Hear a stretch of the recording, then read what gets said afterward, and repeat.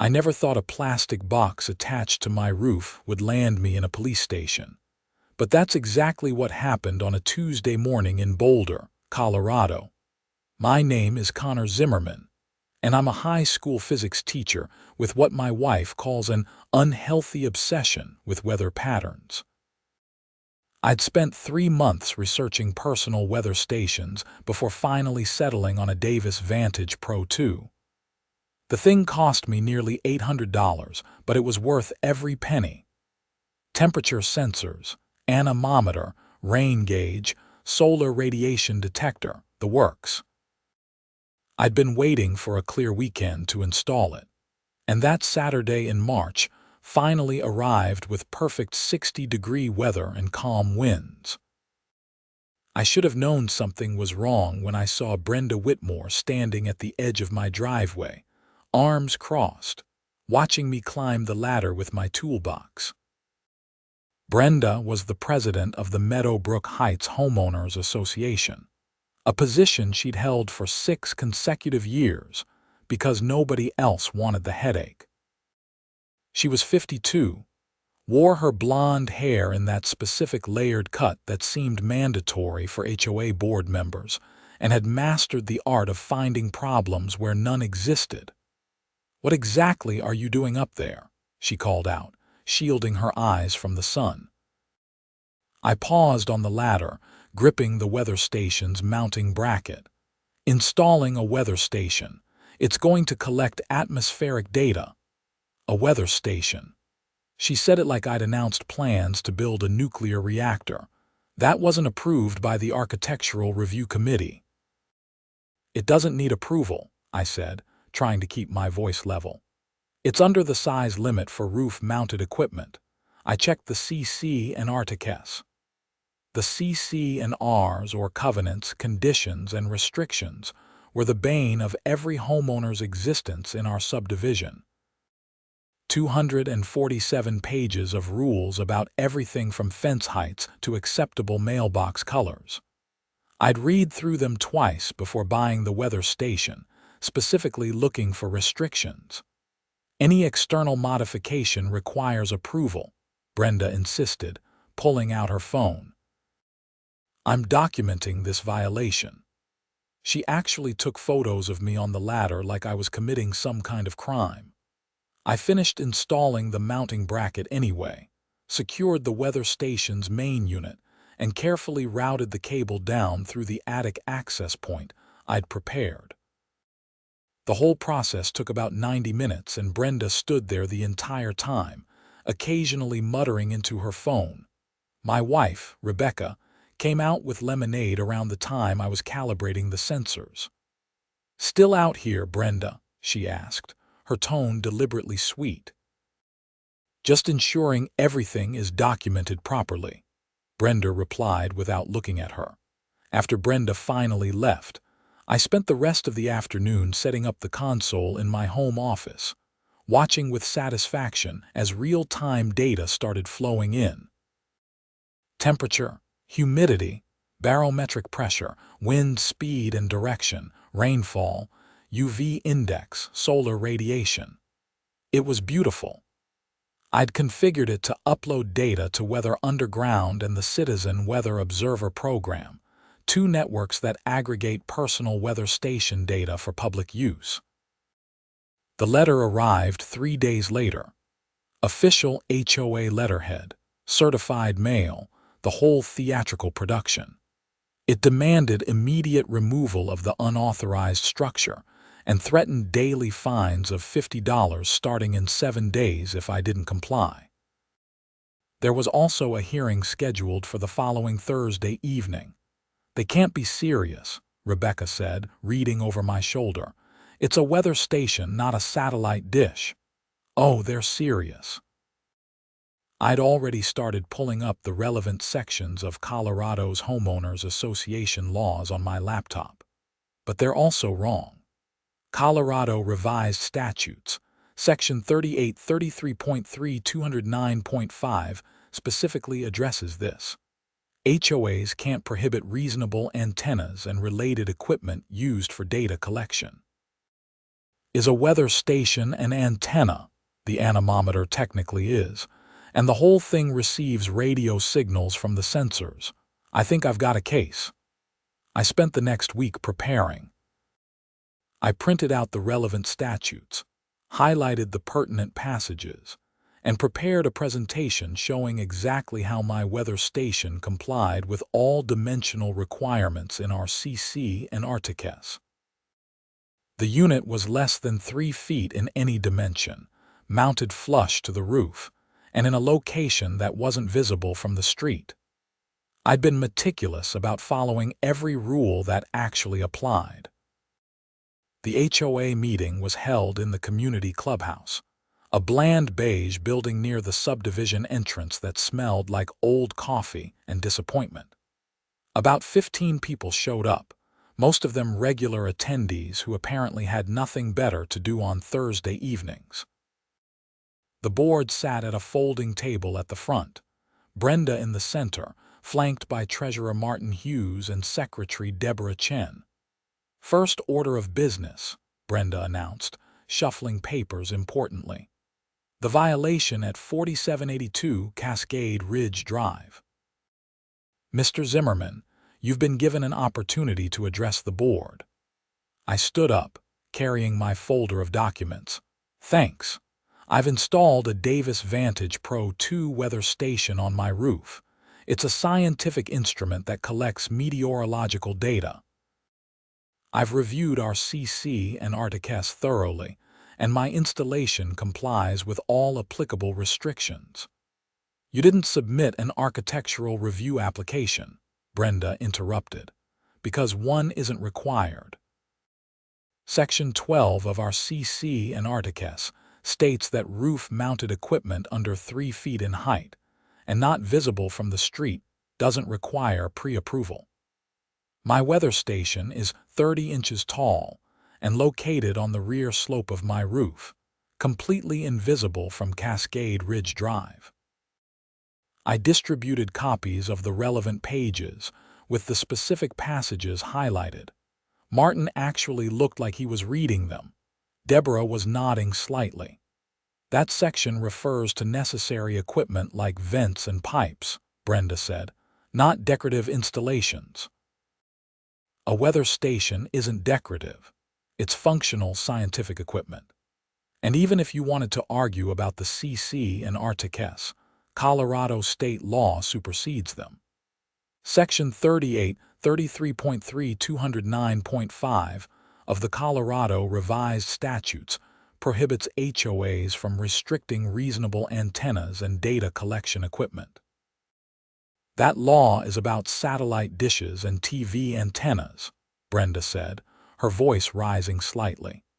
"It's about antennas and related receiving equipment in general. Weather stations use radio frequency transmission between sensors. They're explicitly covered." An older man in the back raised his hand. "I think it sounds interesting. What kind of data does it collect?"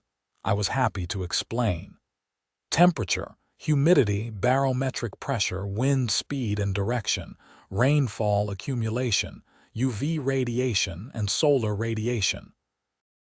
The data uploads automatically to national weather networks that meteorologists and researchers use.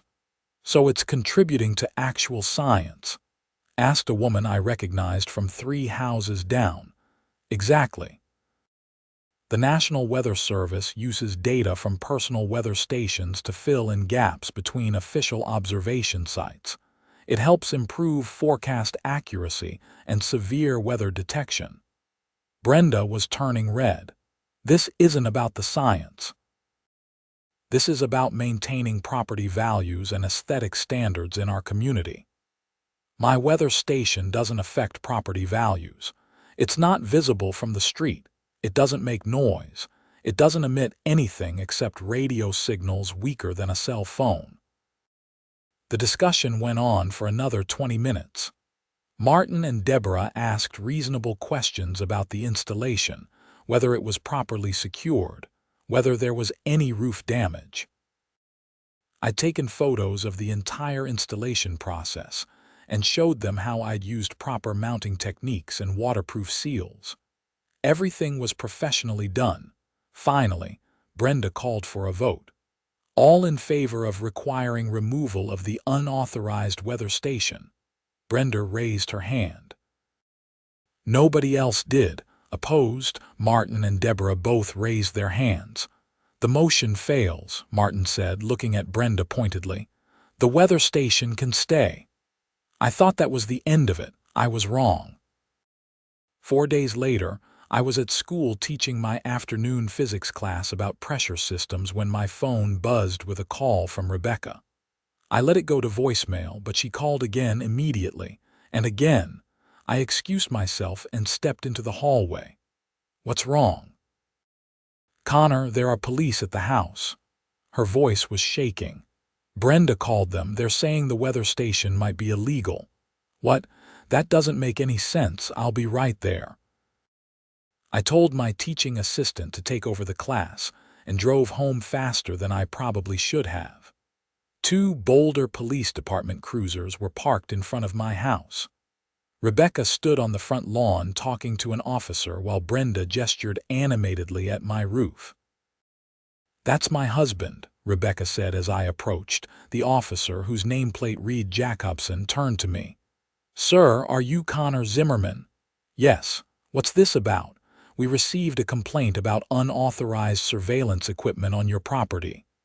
Surveillance equipment? I stared at Brenda. It's a weather station. It has cameras, Brenda insisted. Multiple cameras pointed at neighboring properties. Those aren't cameras, they're sensors. An anemometer for wind speed, a rain gauge, a solar radiation shield for the temperature sensor. None of them are cameras. Officer Jacobson looked up at the roof, squinting. Can you show me what's up there?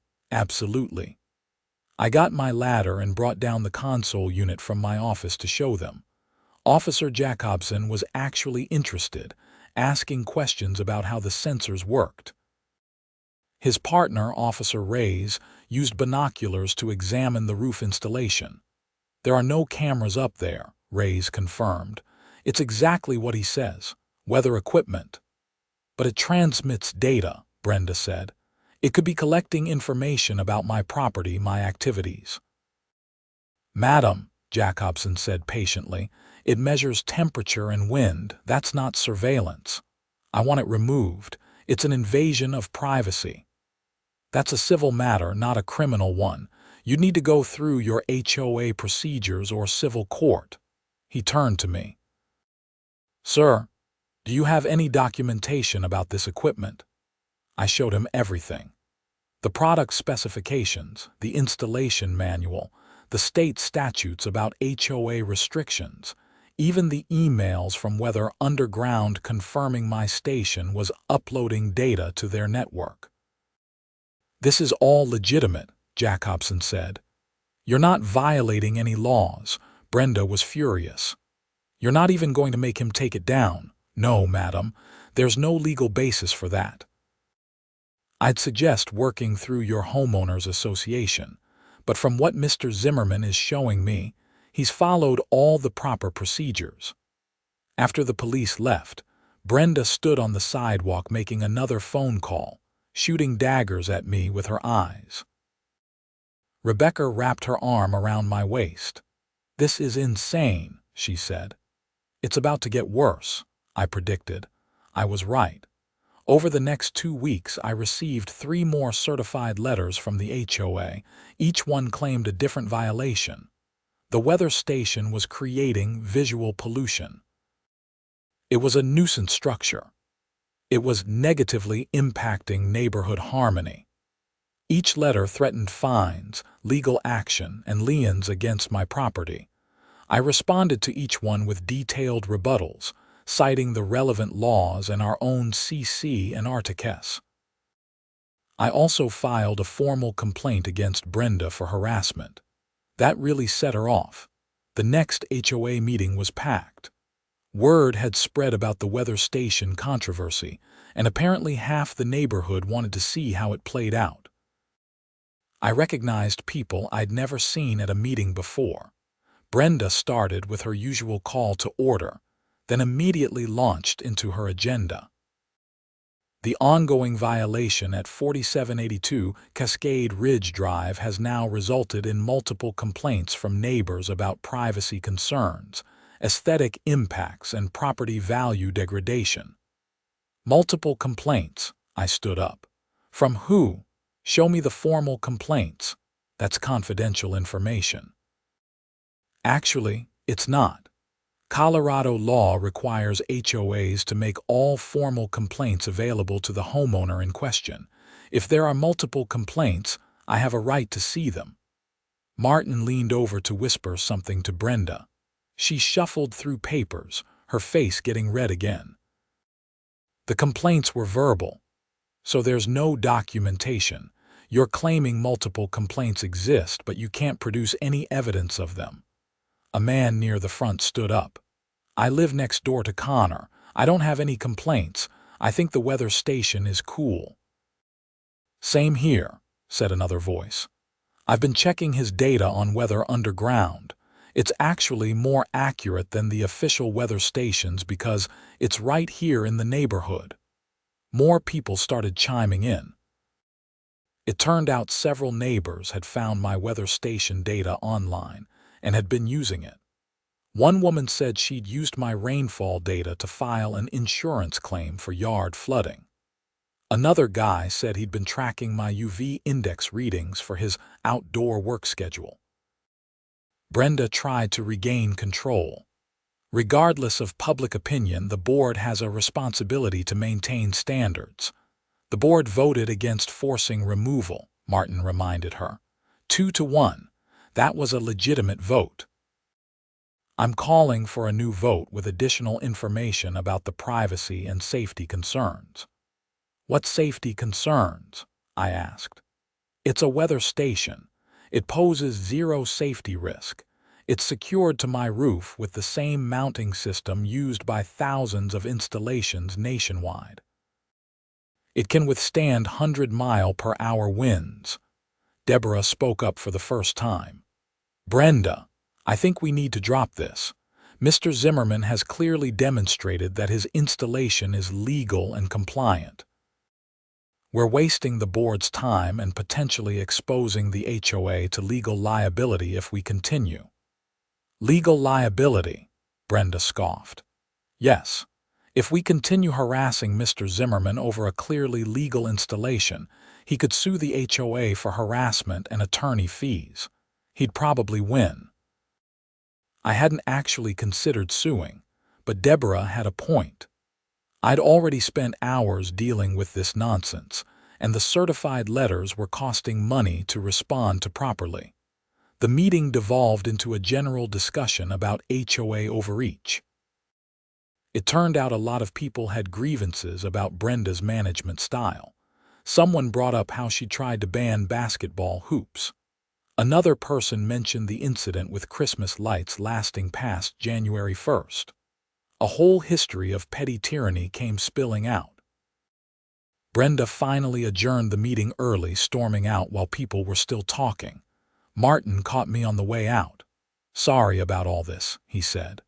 For what it's worth, I think what you're doing is great. My kid is interested in meteorology and I told him about your station. He thinks it's really cool. Thanks. I appreciate the support. Just watch out. Brenda doesn't let things go easily. He was right to warn me. The next escalation came 2 weeks later when I received a notice of violation from the city of Boulder. Someone had reported that I'd made structural modifications to my home without a permit. I called the city's building department and spoke with an inspector named Gary Patterson. I installed a weather station. It's mounted to the roof with lag bolts into the rafters, but it's not a structural modification. It's the same as mounting a satellite dish or antenna. I understand, but we received a complaint, so I need to come out and inspect, just to verify everything is safe and compliant with code. He came out the next afternoon, a friendly guy in his 50s who actually knew what he was looking at. He examined the mounting, checked that I'd hit the rafters properly, verified the waterproofing, and inspected the cable routing through the attic. "This is perfect," he said. "Professional-grade installation. Who did the work?" I did. "You a contractor, physics teacher, but I'm pretty handy." He signed off on the inspection and closed the complaint. "For the record, this doesn't require a permit." Whoever reported you either doesn't know the code or was hoping to cause problems. I'm guessing the latter. HOA president, how'd you know? I've been doing this for 23 years. It's always the HOA president. He handed me a signed copy of the inspection report. "Keep this. If they report you again, just reference this case number and tell them we've already cleared it." I thought having official city approval would end things. Instead, it just made Brenda more creative. The next attack came through my homeowner's insurance. I received a letter from my insurance company stating they'd received information about high-risk modifications to my property and needed to reassess my coverage. They wanted photos, documentation, and an engineer's report about the weather station. I called my insurance agent, Sandra, who'd handled my policy for 5 years. "What's going on? There's nothing high risk about a weather station." "I know, Connor. Someone sent us a letter claiming you'd installed industrial equipment on your roof that could pose a collapse risk or injury hazard. We have to follow up on any safety concerns." Industrial equipment. It weighs 8 pounds. A bag of flour poses more of a collapse risk. Just send me the documentation. I'm sure we can clear this up quickly. I sent her the product specifications, the city inspection report, photos of the installation, and a letter from Davis Instruments confirming the equipment was designed for residential use and posed no safety hazards. Sandra called me back the next day. "You're all set. No changes to your coverage." But Connor, between you and me, the letter we received was really nasty. Whoever sent it was clearly trying to cause problems for you. Let me guess. It came from a Brenda Whitmore. I can't confirm or deny that, but hypothetically, if I could, I would. I'd had enough. I scheduled a consultation with an attorney who specialized in HOA disputes. His name was Robert Chen, and his office was in downtown Boulder with a view of the Flatirons. "You've documented everything?" he asked after I explained the situation. "Every letter, every email, every incident, including the police call and the false reports to the city and my insurance company." "Good. You've got a strong case for harassment.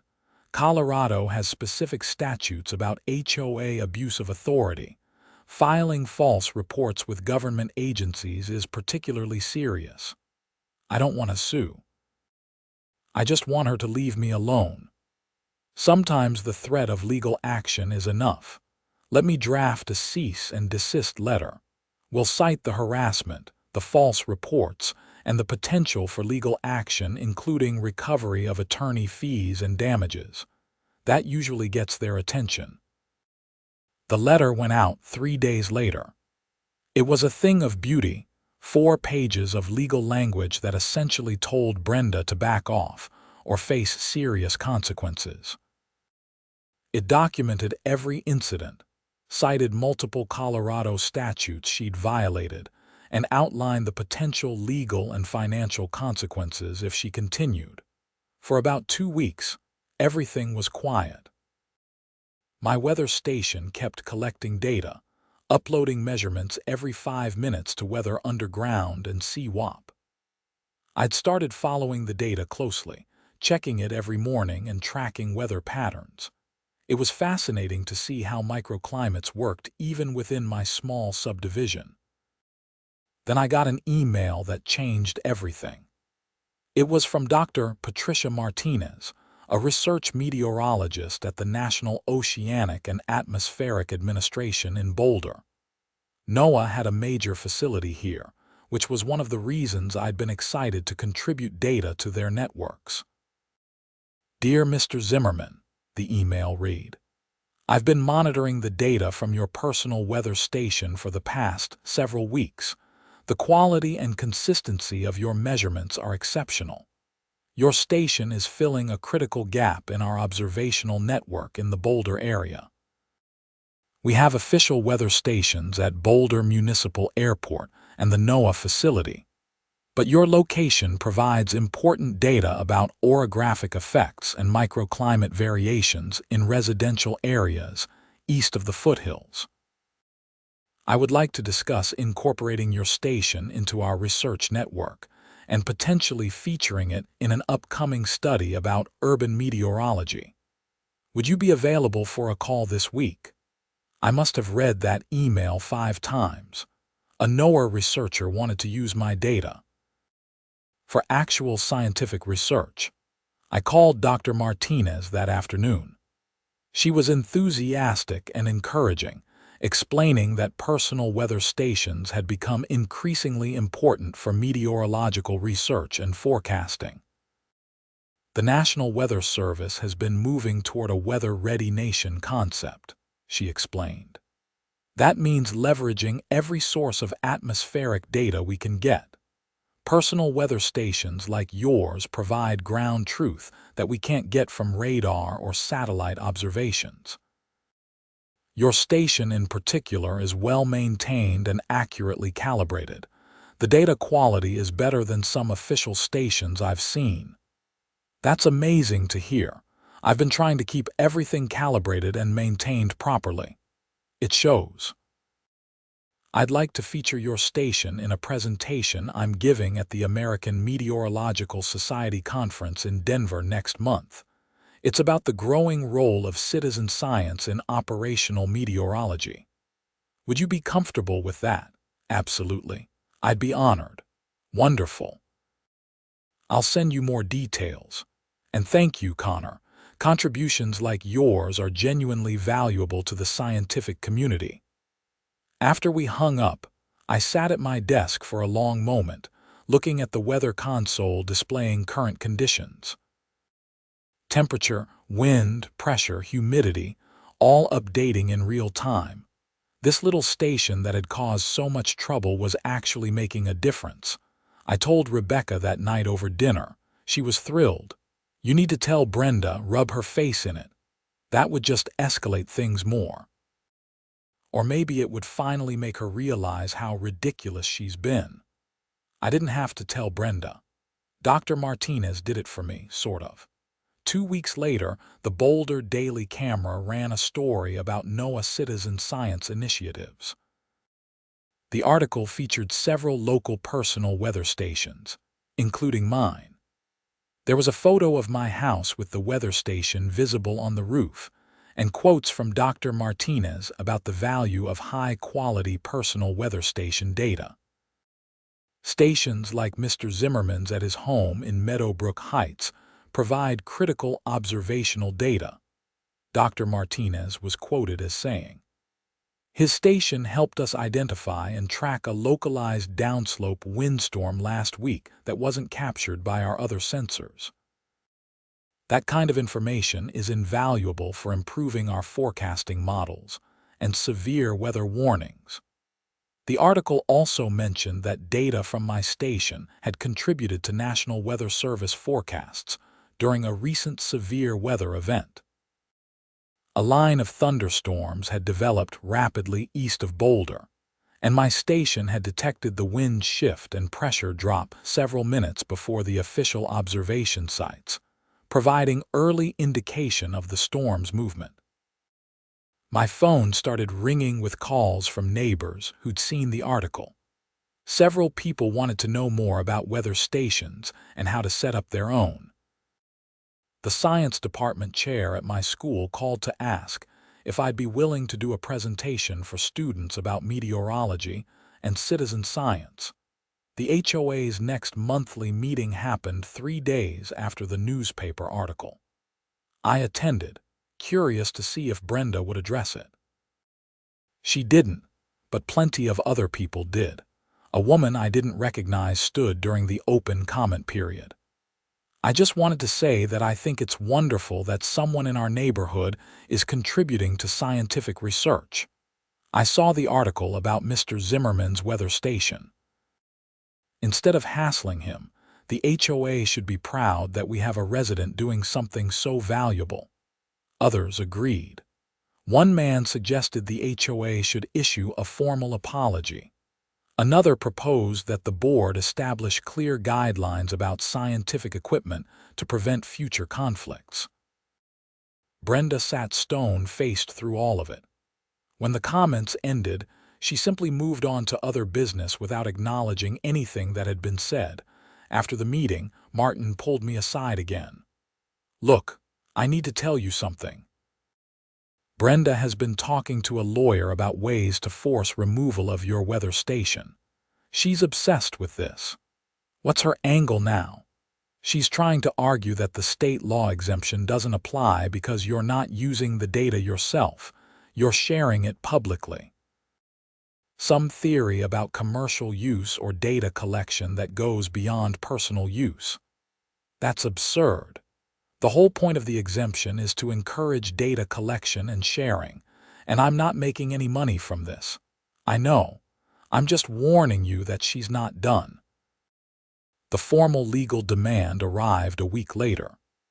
The HOA had hired an attorney, some guy named Philip Manchester from a firm in Denver that specialized in HOA litigation. His letter was longer and more aggressive than the previous ones, claiming that my weather station constituted a commercial data collection operation that required special approval and permits. I forwarded it to Robert Chen, my attorney. He called me that evening. "This is desperate," he said. "They're grasping at straws. You're not operating a business. Contributing data to public scientific networks isn't commercial activity. This won't hold up. So what do we do? I'll respond and document this as continued harassment. But Connor, I think you should consider filing a formal complaint with the state. Colorado has an oversight process for HOAs that abuse their authority. This has gone way beyond a reasonable disagreement about rules. Won't that just escalate things further? Possibly. But they're already escalating. The question is whether you want to defend yourself reactively or take proactive steps to stop the harassment." I thought about it over the weekend.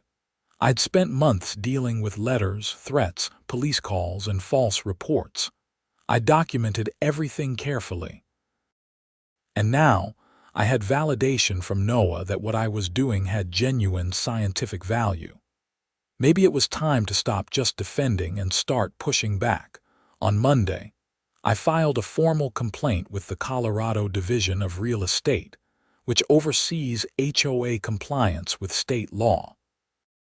I documented every incident, attached copies of all correspondence, and included the police reports from the false surveillance equipment claim, the city inspection report clearing the installation, and the insurance company inquiry triggered by false information.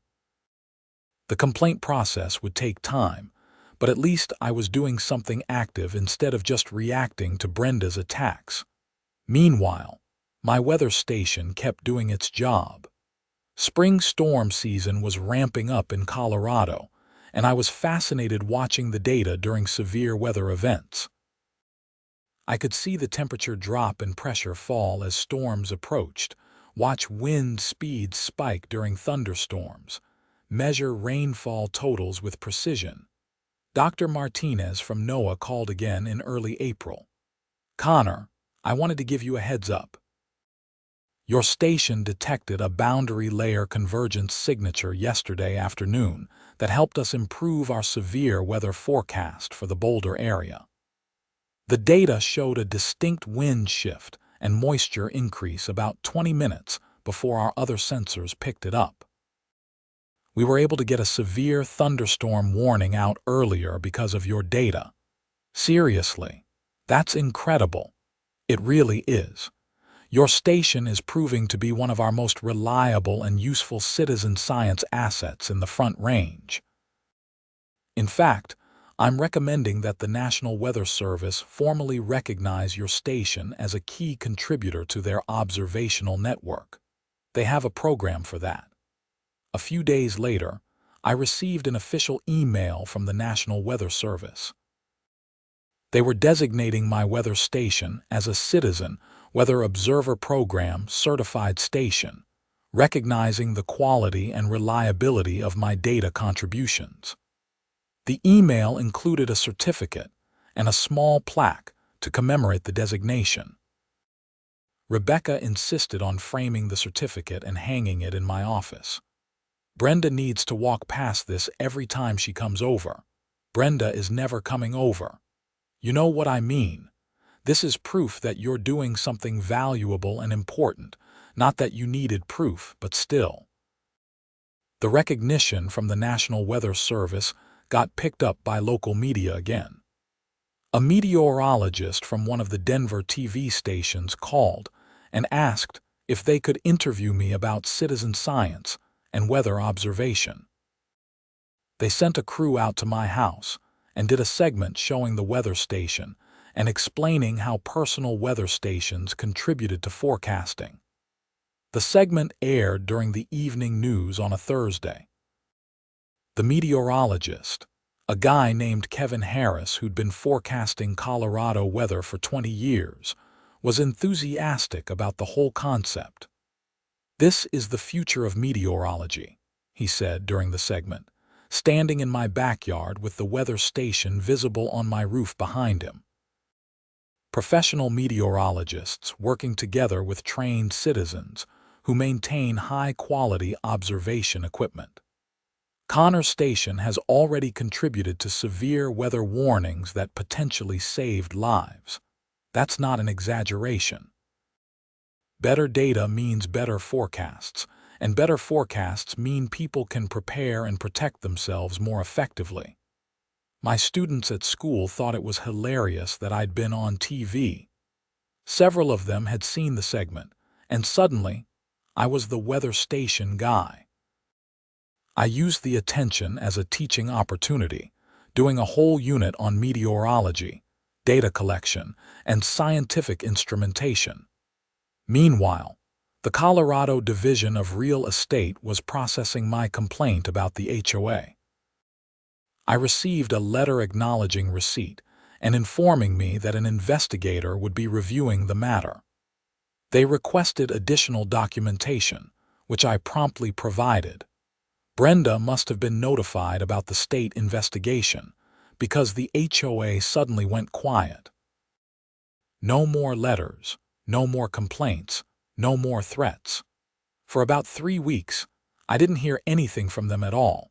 Then, in late April, I received a notice about a special HOA meeting to discuss board governance and member concerns. The agenda included a vote on board member recall procedures and an open forum about HOA management practices. The meeting was packed with at least 50 residents, the most I'd ever seen at an HOA gathering. The tension was palpable when Brenda called the meeting to order.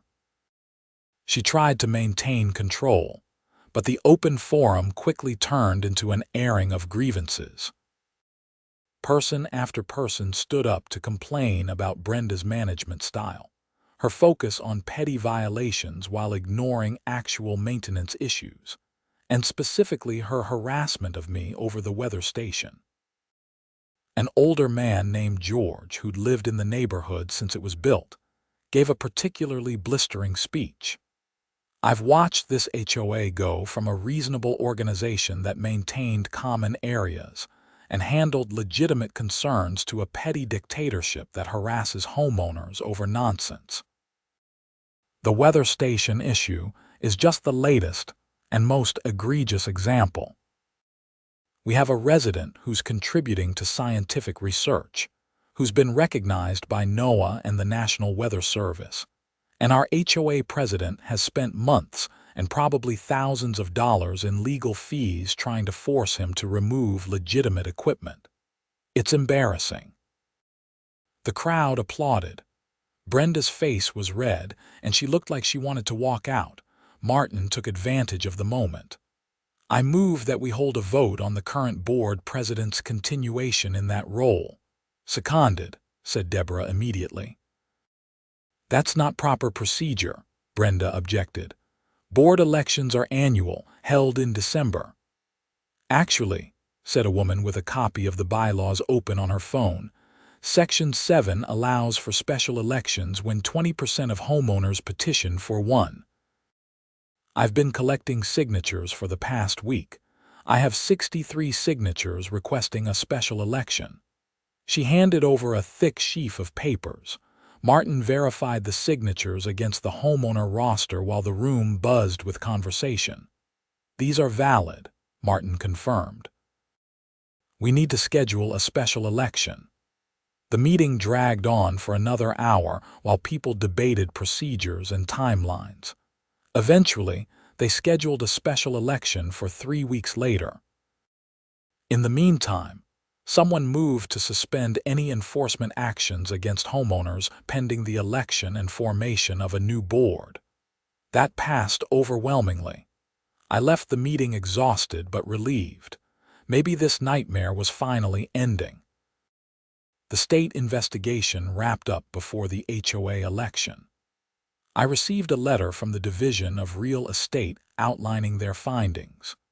They determined that the Meadowbrook Heights HOA, specifically President Brenda Whitmore, had violated multiple provisions of Colorado HOA law. The violations included improper enforcement procedures, harassment of a homeowner, failing to follow proper notice and hearing requirements, and attempting to restrict equipment that was protected under state statute. The letter outlined corrective actions the HOA was required to take, including policy revisions, board training on Colorado HOA law, and a formal written apology to me. There were also fines assessed against the HOA for the violations. More seriously, the letter noted that filing false reports with law enforcement and government agencies could constitute criminal harassment. The division was referring that aspect of the case to the Boulder County District Attorney's Office for review. I called Robert Chen to discuss the implications. This is a strong finding, he said. The state doesn't issue determinations like this lightly, and the referral to the DA is significant. Will they actually prosecute? Hard to say. It depends on how egregious they view the false reports and whether they think it rises to criminal harassment. But the fact that it's being reviewed is a big deal. 2 days later, I got a call from an investigator at the Boulder County DA's office. She wanted to interview me about the incidents with the HOA. We scheduled a meeting for the following week. The interview took place at the Justice Center in Boulder. The investigator, a woman named Sarah Torres, was thorough and professional. She went through every incident chronologically, asking detailed questions about each one. "Let's talk about the police call," she said, pulling up her notes. "Miss Whitmore reported that you had surveillance equipment on your roof. You've stated that you showed the officers it was weather equipment and they confirmed that. Is that correct?" "Yes."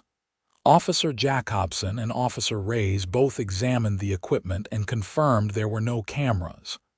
"And Miss Whitmore was present during this examination." "She was." She saw them look at the equipment and heard them tell her it wasn't surveillance equipment. But she'd already reported it as surveillance equipment, knowing what it actually was, correct? She'd watched me install it days earlier. She'd taken photos. She knew it was a weather station. Sarah made notes. And then there was the report to the city building department about unpermitted structural modifications. Yes, which the city inspector cleared after examining the installation. And the report to your insurance company about high-risk industrial equipment. Right. My agent told me someone had sent a letter claiming the equipment posed collapse and injury risks. A weather station that weighs 8 pounds. Sarah leaned back in her chair. "Mr. Zimmerman, in your view, did Miss Whitmore know these reports were false when she made them? I can't speak to what she knew or didn't know, but she'd seen the equipment.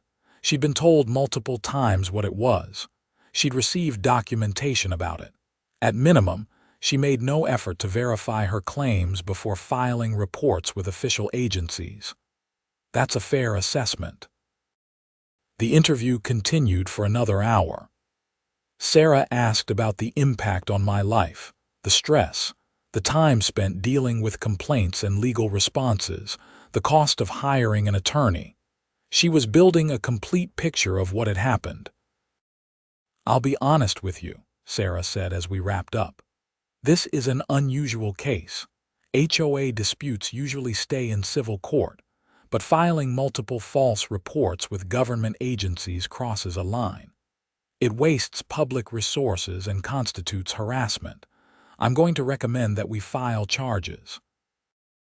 "What kind of charges?" "Harassment, filing a false report, possibly abuse of official capacity given her position as HOA president. The DA will make the final call, but I think we have a strong case." 3 weeks later, the HOA special election took place. Brenda lost in a landslide. Martin was elected as the new president, with 2 new board members joining him. Deborah retained her position as secretary. The new board held their first meeting a week after the election.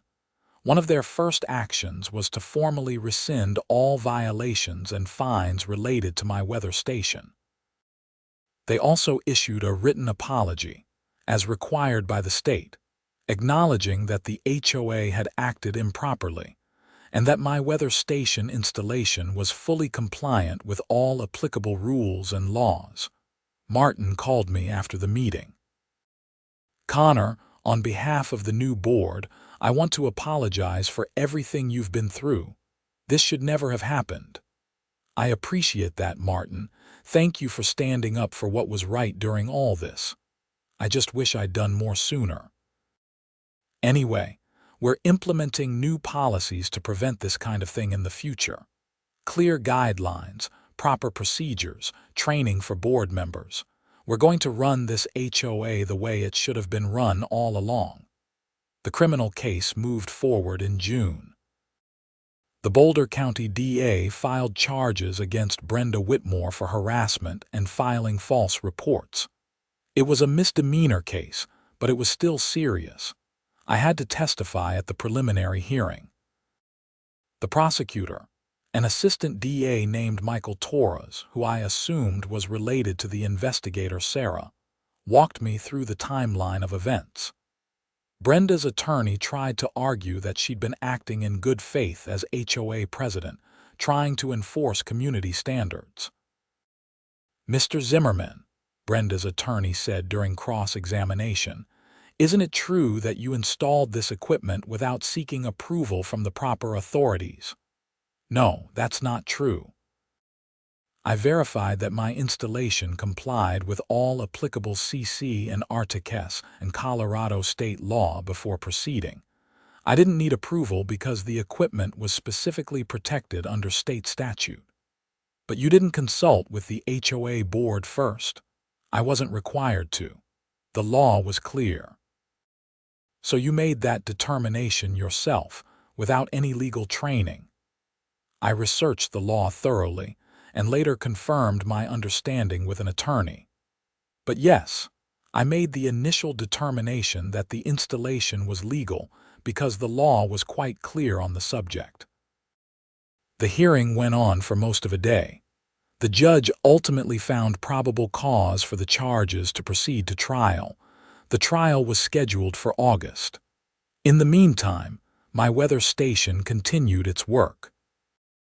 We had a particularly active severe weather season that summer, and my data was frequently cited in National Weather Service forecasts and warnings.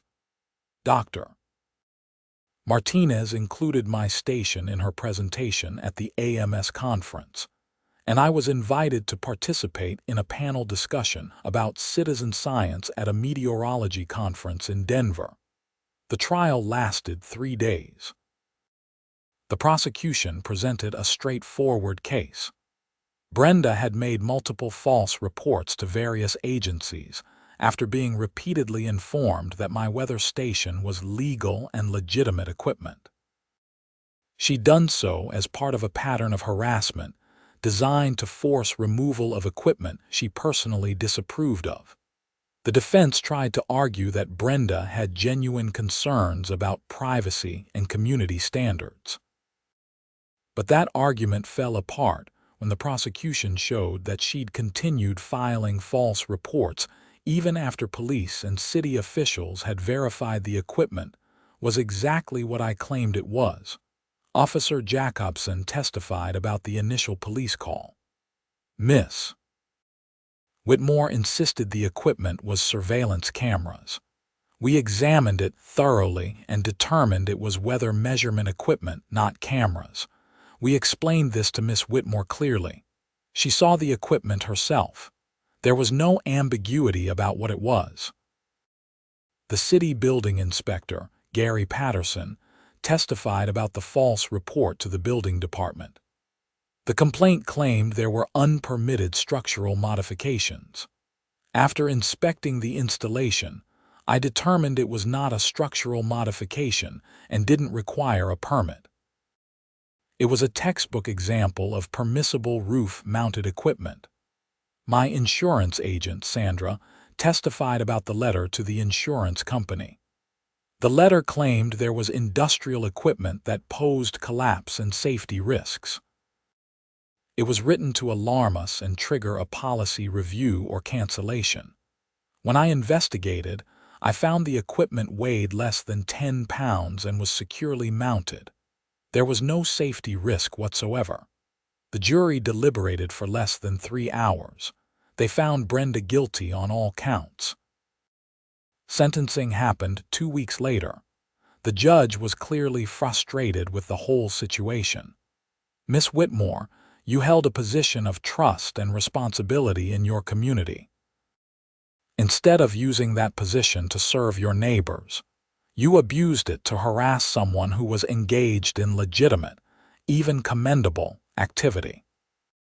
You filed false reports with law enforcement and government agencies, wasting public resources and causing significant stress and expense to Mr. Zimmerman. Your actions brought disrepute to your entire community and damaged the credibility of homeowners associations. She was sentenced to 6 months in jail, suspended, with 2 years of probation. She was also ordered to pay restitution for my attorney fees and court costs, perform 200 hours of community service, and stay away from me and my property. The judge also banned her from serving on any HOA board during her probation period. As we left the courthouse, Rebecca squeezed my hand. It's finally over. Yeah, it really is. That evening, I sat in my office watching the weather console as a thunderstorm approached from the west. The barometric pressure was dropping steadily. Wind speeds were picking up. The temperature fell 6 degrees in 15 minutes as the outflow boundary passed over my station. My phone buzzed with a text from Dr. Martinez. Great data capture on this storm system. Your station showed the boundary passage perfectly.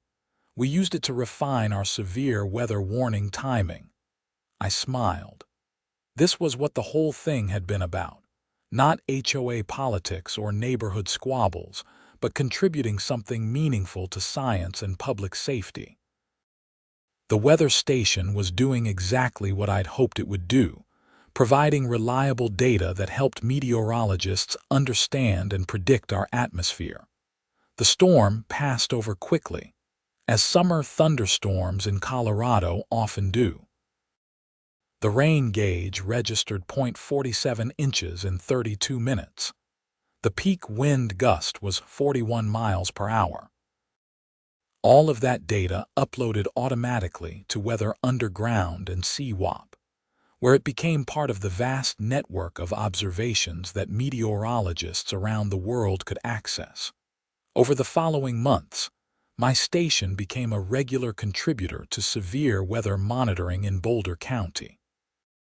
The National Weather Service specifically mentioned it in several forecast discussions. A graduate student at the University of Colorado contacted me about using my data in her thesis research on front-range microclimate variations. The HOA, under Martin's leadership, transformed into what it should have been all along: a functional organization that maintained common areas, handled legitimate concerns, and left homeowners alone to live their lives. They even established an award for residents who contributed to community reputation through achievements in their fields. I was the first recipient. My school district asked me to develop a curriculum unit on citizen science and data collection. I created a program where students could learn about weather observation, data analysis, and the scientific method using real data from my station and others in the area. Several students became interested in meteorology as a potential career because of it. One afternoon in October, about 18 months after I'd first installed the weather station, I was up on the roof doing routine maintenance when a car pulled up. A young woman got out carrying a camera bag. "Mr. Zimmerman, I'm Jennifer Rogers from Colorado Public Radio. I'm working on a story about citizen science and how ordinary people are contributing to scientific research. Your weather station and the whole situation with your HOA have become kind of a case study in the citizen science community. Would you be willing to talk to me?"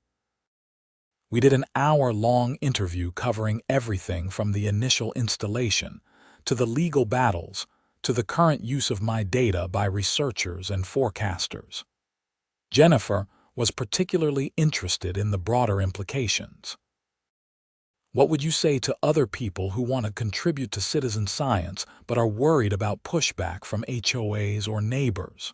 she asked. "I'd say do your research, know your rights, document everything, and don't back down if you're in the right. The legal protections exist for good reasons.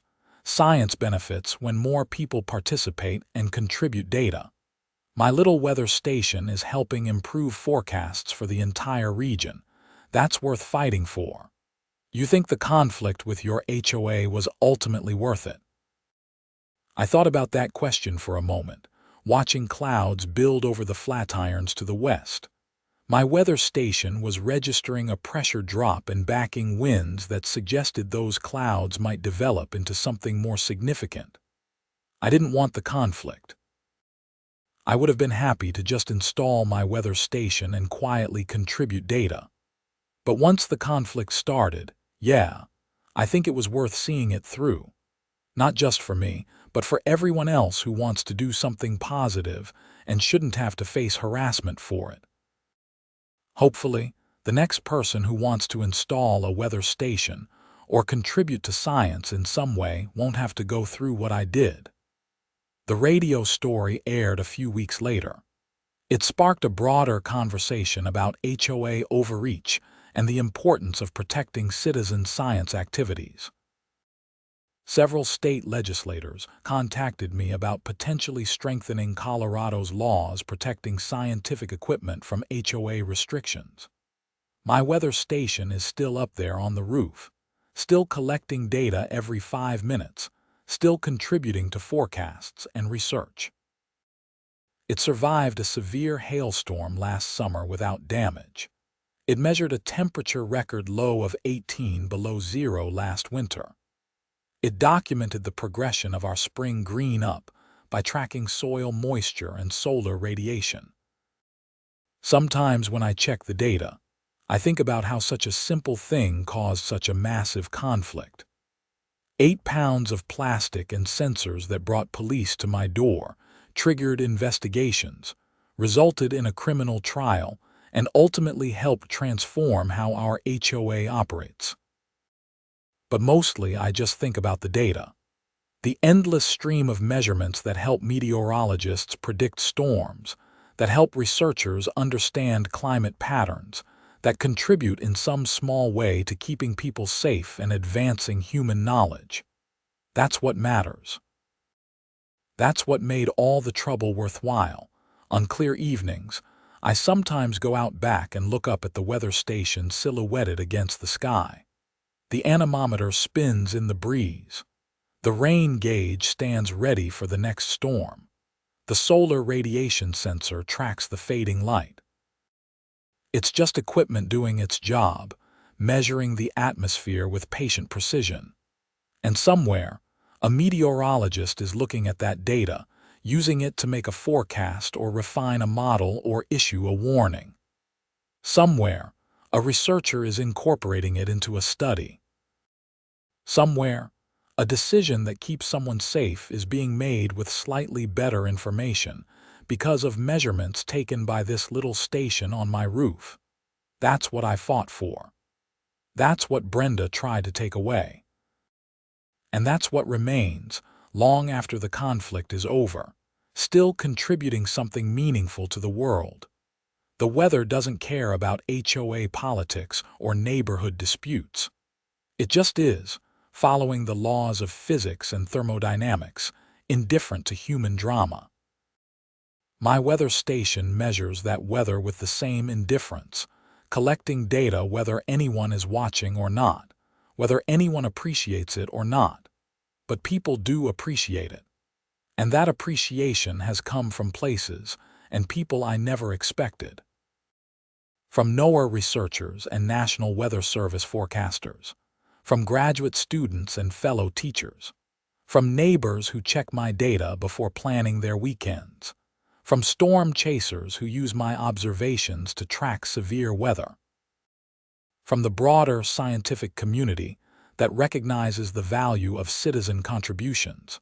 Sometimes I get emails from people across the country who have heard about my story. Many of them face similar challenges with their own HOAs over various issues. I tell them what I learned. Document everything, know the law, stand up for what's right, and don't let petty bureaucrats prevent you from doing something meaningful. The irony is that Brenda's attempt to force removal of my weather station ended up bringing it far more attention than it would have received otherwise.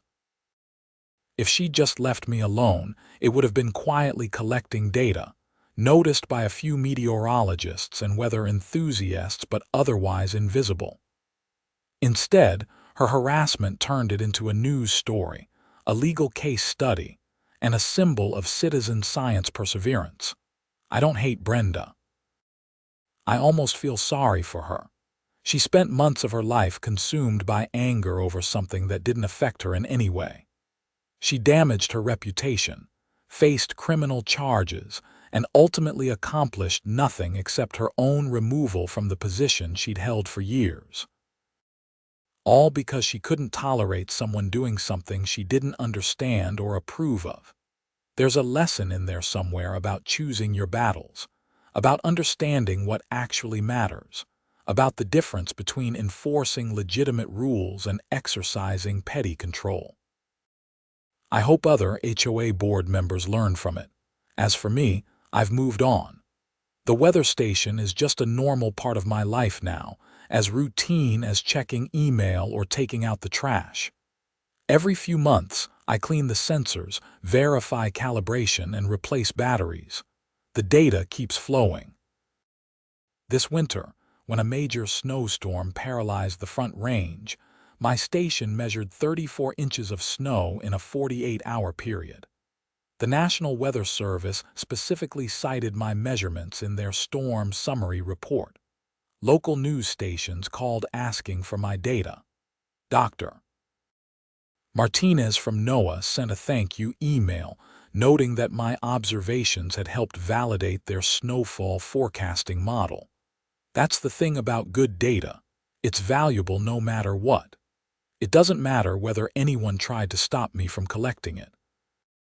It doesn't matter that there were legal battles and harassment. The data stands on its own merit, judged solely by its quality and usefulness. My students understand this instinctively. When I explain the HOA conflict during my citizen science unit, they're always baffled by Brenda's behavior.